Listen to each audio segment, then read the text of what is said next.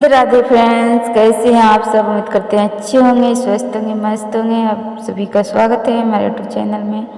आप सबके बीच में एक शनिदेव का कथा लेकर आई हूँ। एक समय स्वर्ग लोक में इस बात पर विवाद छिड़ गया कि 9 ग्रहों में सबसे बड़ा कौन है।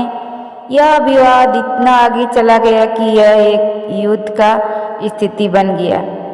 इस बात के निष्कर्ष पर पहुंचने के लिए सभी देवता राजा इंद्र के पास पहुंच गए। उन्होंने कहा, हे देवराज, आप ही निर्णय करें कि हम सब में से बड़ा कौन है। देवता द्वारा पूछे गए सवाल से इंद्रदेव उलझन में पड़ गए और इंद्रदेव ने कहा कि मैं इस प्रश्न का उत्तर नहीं दे सकता हूँ, मैं असमर्थ हूँ। इस सवाल का जवाब पाने के लिए वे सभी पृथ्वी लोक उज्जैन्य नगरी राजा विक्रमादित्य के पास गए।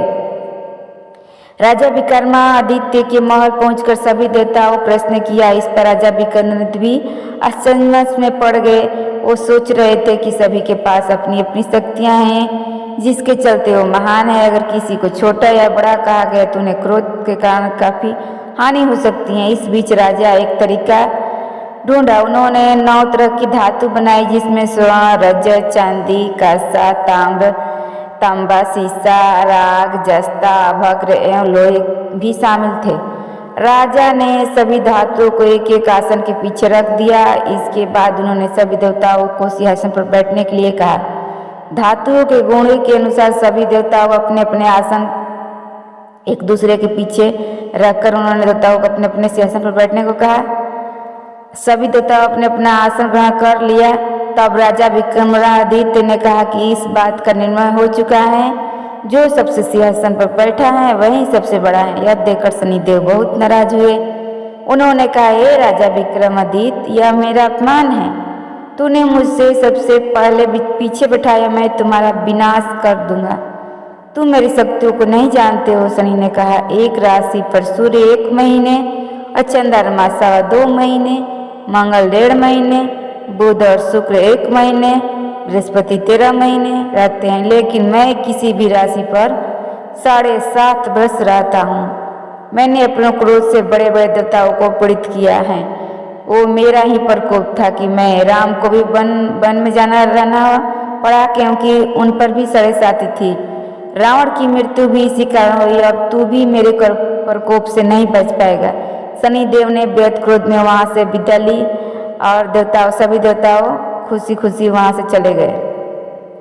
इसके बाद सब कुछ समान ही चल रहा था। विक्रमादित्य पहले की तरह न्याय कर रहे थे। ऐसे ही दिन बीत रहे, लेकिन शनिदेव अपना अपमान नहीं भूले। एक दिन शनिदेव बदला लेने के लिए घोड़े के व्यापारी के रूप में राज्य में पहुंचे। जहां राजा विक्रमादित्य को इस बात की पता चला तो उन्होंने अपना अश्वपाल को कुछ घोड़े खरीदने के लिए भेजा।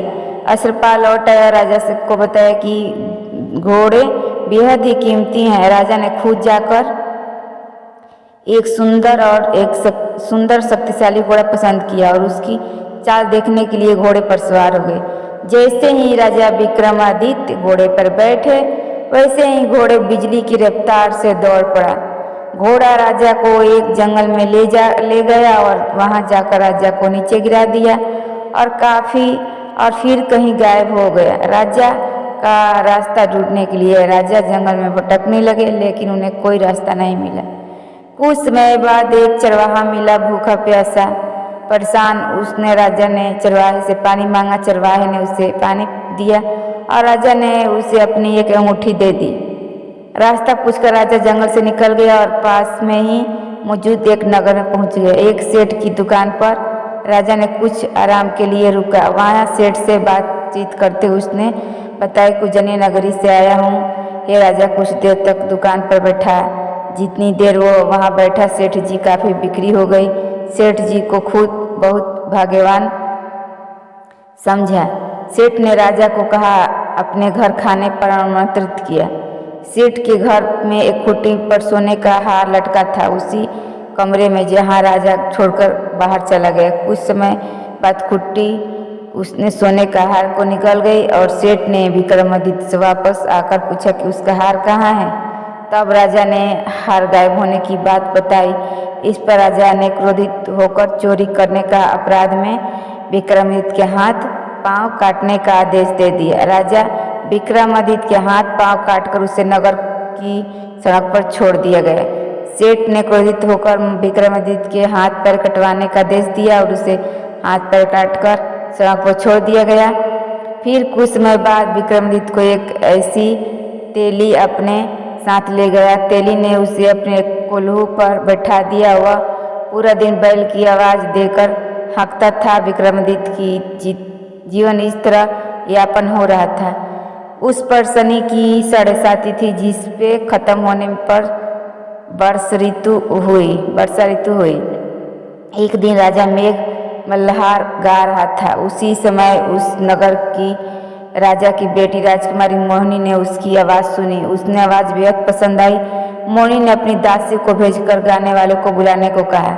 जब दासी लौटी तो उसने अपना राजा को बारे में मोहिनी को सब बताया, लेकिन राजकुमारी उसने मेघ मल्हार पर मोहित हो चुकी थी। अपंग होने के बाद भी वह राजा से विवाह करने के लिए मान गई। जब मोहिनी के माता पिता को इस बात का पता चला कि वो हैरान रह गए। रानी अपनी बेटी को समझाते हुए कहा कि तेरे भाग्य में किसी राजा की रानी का सुख है, तू इस अपंग से क्यों विवाह करना चाहती है। लेकिन समझाने के बावजूद भी राजकुमारी अड़ी रही। जीत को पूरा करने के लिए राजकुमारी ने भोजन छोड़ दिया। अपनी बेटी की खुशी के लिए रानी अपंग विक्रमादित्य मोहिनी का विवाह कराने के लिए तैयार हो गए। दोनों का विवाह हुआ और वह तेली के घर रहने लगे। उसी दिन विक्रमादित्य के सपने में शनि आए। उन्होंने कहा कि देख तू मेरा प्रकोप। राजा ने शनि से उसे क्षमा मांग करने को कहा। उन्होंने कहा कि जितना दुख आपने मुझे दिया है उतना किसी और को मत देना। इस पर शनि ने कहा, राजा मैं तुम्हारी प्रार्थना स्वीकार करता हूँ। जो कोई भी मुझे पूजेगा, व्रत करेगा और मेरी कथा सुनेगा उस पर मेरी कृपा दृष्टि बनी रहेगी। सुबह जब राजा विक्रमादित्य की नींद खुली तो उसने देखा कि उसके हाथ पांव वापस आ गए।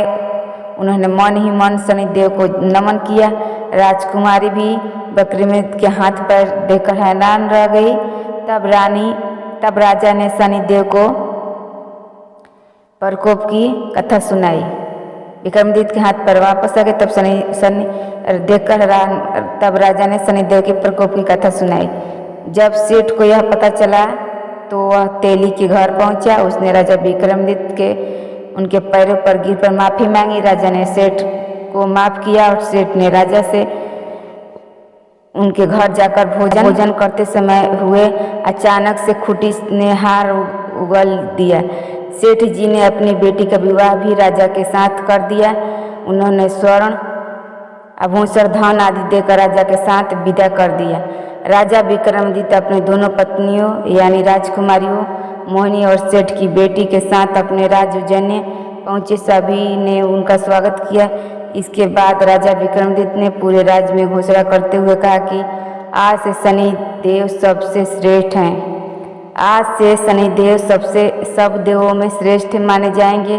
साथ ही शनि का व्रत करें और कथा जरूर सुने। यह देखकर शनि बहुत खुश हुआ और व्रत करने और कथा सुनने से शनिदेव की कृपा रहने लगी।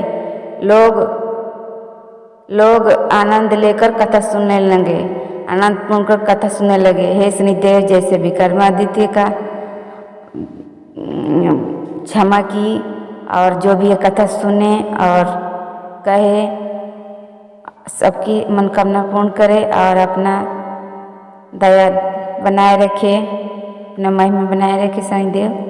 उम्मीद करते हैं फ्रेंड्स आप लोग को ये शनिदेव का कथा पसंद आई होगी। पसंद आए तो लाइक कीजिए, शेयर कीजिए। जो भी चैनल पर न्यू है फ्रेंड्स चैनल को सब्सक्राइब कीजिए और कमेंट बॉक्स में बताइए आप लोग को ये शनिदेव का कथा कैसी लगी। और मिलते हैं नेक्स्ट वीडियो में फ्रेंड्स।